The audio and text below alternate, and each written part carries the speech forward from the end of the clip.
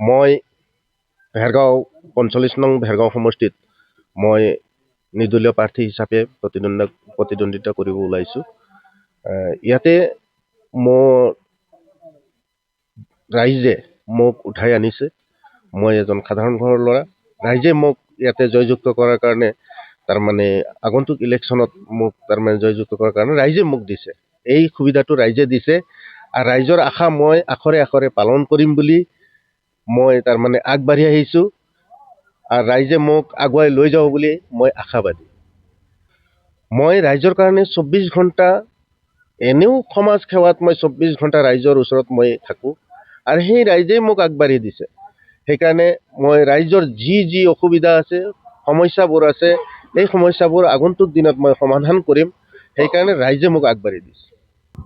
মই ১০০% আশাবাদী, কিয়নো মই জিকিম বুলি মোৰ লগত ৰাইজ আছে। এই ৰাইজৰ মানুহ আপোনালোকে দেখিব পাৰিছে। এই ৰাইজে মোক উঠাই দিছে, ৰাইজে মোক আগুৱাই লৈ আহিছে। গতিকে ৰাইজৰ ওপৰত মই নহয়, মই ৰাইজৰ লগত আছোঁ। ৰাইজে মোক আগুৱাই লৈ যাব বুলি আশা ৰাখিছোঁ। ১০০%। ১০০% দিছে।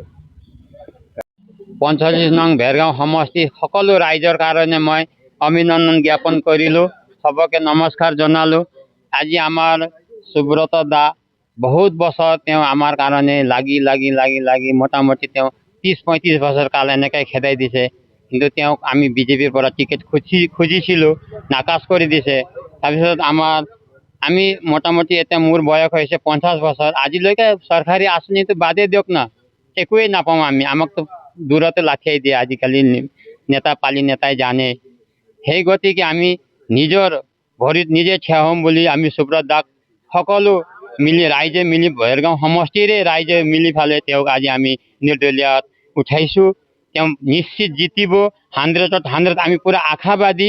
আমাৰ বাহিৰৰ ভোট দেখা নাপাব পাৰে, আমাৰ ভিতৰৰ ভোট পুৰা লুকাই আছে। আমি নিশ্চিত জিতিম।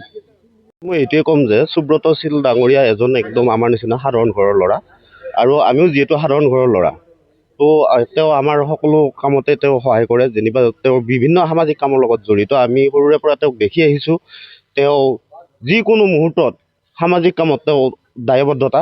সেয়েহে আমি যিহেতু বিভিন্ন ৰাজনীতিৰ লগত কোনো কাৰণতে আমি জড়িত নহয়, কোনো দলৰ লগত আমি কোনো দিনেই জড়িত নহয়, আৰু সেই সংক্ৰান্তত আমি কেতিয়াও কাৰোৰ পৰা একো সঁহাৰি নাপাওঁ। বিভিন্ন ধৰণৰ আঁচনি আহে, আমি সেইবিলাকৰো সুবিধা নাপাওঁ।